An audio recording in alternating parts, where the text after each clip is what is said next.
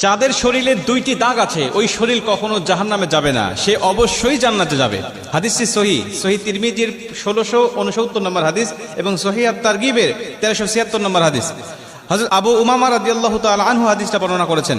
রাসূল সাল্লাল্লাহু আলাইহি ওয়াসাল্লাম বলেন, যাদের শরীরে দুইটা দাগ আছে এবং যাদের শরীর থেকে 2 ফোঁটা তরল পদার্থ নির্গত হয় ওই শরীর কখনো জাহান্নামে যাবে না, সে অবশ্যই জান্নাতে যাবে এবং আল্লাহ পাকের কাছে এই শরীরটা সবচেয়ে প্রিয় শরীর। রাসূল সাল্লাল্লাহু আলাইহি ওয়াসাল্লাম বলেন, 1 নম্বর দাগ হলো যে ব্যক্তি জিহাদের ময়দানে আল্লাহকে খুশি করার জন্য, আল্লাহর দ্বীন কায়েম করার জন্য অথবা আল্লাহর সন্তুষ্টির জন্য যে ব্যক্তি বাতিলের মোকাবেলা করতে গিয়ে শত্রু পক্ষের আঘাতে তার শরীরে ছোট্ট একটা দাগও যদি বসে যায়, এই দাগটা কিয়ামতের ময়দানে সুপারিশ করে বা এই দাগটা থাকার কারণে কিয়ামতের ময়দানে আল্লাহ পাক তাকে জান্নাতে দিয়ে দিবে। নবীজি সাল্লাল্লাহু আলাইহি ওয়াসাল্লাম বলেন, 2 নম্বরে ফরজ ইবাদত সমূহের কোন একটি দাগ যদি তার শরীরে দেখা যায়, যেমন নামাজ পড়তে পড়তে সেজদা দিতে দিতে কপালে